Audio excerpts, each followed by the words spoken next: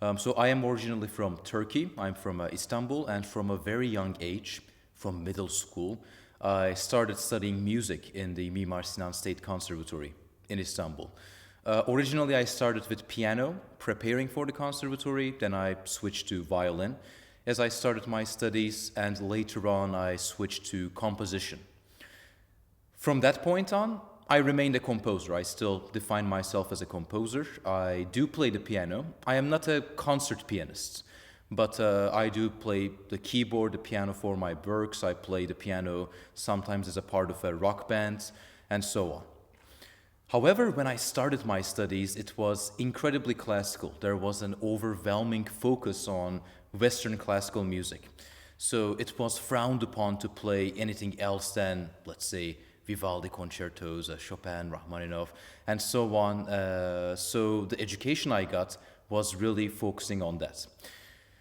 So to me, it was a surprise to find out where I ended up a few years after that. Now I do very experimental music. Now I'm doing artistic research on audiovisual art. But these ideas, these concepts were not present in my early musical upbringing. As I've said, after I finished studying the violin, after I finished studying composition, I got my bachelor's degree in Istanbul. The last year of that bachelor's, though, I did actually go to Italy. I was doing the Erasmus student exchange at the Conservatory of Santa Cecilia in Rome. So I've spent a year there studying under Francesco Telli. And it has been a great eye-opening experience, of course, because I think it's always a bonus, it's always a plus when you go somewhere else, to another country, to another culture, to another school, to learn about music, music theory, and performance. There are things that are similar, but there are also things that are completely different.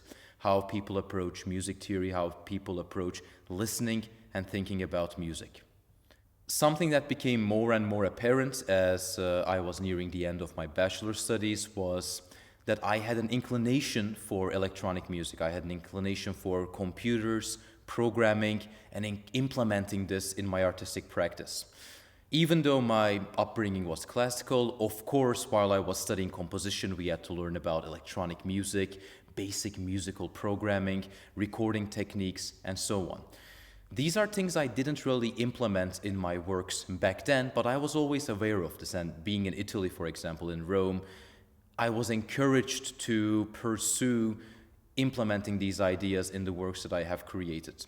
And this became more apparent in the next step of my studies. After I graduated from bachelor's, I was again looking for somewhere else to study. As I've said, it was important to me that I go somewhere else. I explore different possibilities in music, and the best way to do this for me was to go west. Why go west? Because I had the education of a classical composer, and if I had the education of classical Western art music, I had to at least try going to the West and really study at a conservatory where that was the main tradition. So, after looking at composers, teachers, schools, institutions, I have decided to apply for the Royal Conservatory of Antwerp in Belgium. In Antwerp, I have started my master's education, again in composition, and there I did have a goal. I did want to pursue eventually an academic career. I was aware that they had a PhD program. I was aware that around Antwerp there were possible PhD programs, and this is something I had in mind when I started to study there, when I started to do my master's. Something that really affected my growth as a composer was the fact that interdisciplinary practices were very much encouraged, and they are still encouraged, at the Royal Conservatory of Antwerp.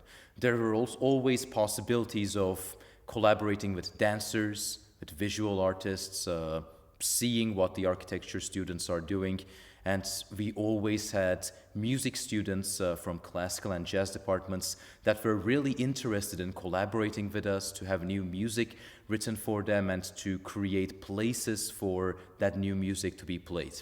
This led me to the study of synesthesia. Looking for a subject, I noticed that there was a common thread in the composers I really liked to listen and analyze and learn from, such as Olivier Messiaen and Alexander Scriabin. So, after a few attempts at grant proposals and research proposals, I was eventually accepted to the PhD program.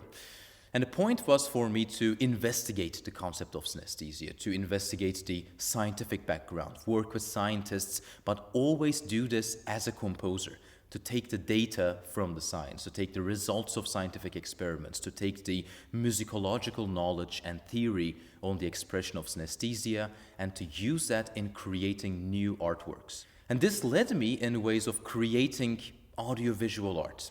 However, I had a growing interest in programming because I always had an interest in computers and so on. And I've discovered that I wanted to learn more about programming languages like JavaScript, libraries like P5.js, and visual programming environments like MaxMSP. Over the years, I have grown as a programmer, always trying to create creative programming practices, creative code art, computer programs and systems that can take sound and turn it into visuals. Take the notes, the timbre, the chords, the scales, and to give colors, shapes, movements of colors, animations. Something else I would like to explore is, of course, AI and machine learning systems and their use in the creative practices. At the start of my research on synesthesia, this field was just emerging. I don't think it was there yet. And I didn't really have a chance to examine this in the sense of artistic research. Of course, in my own compositional practices, I did investigate AI. I did use AI tools, but I would be very much interested in to see if it's possible to build a synesthetic AI model, something that would generate the visuals based on sound, maybe trained on data from people with or without synesthesia.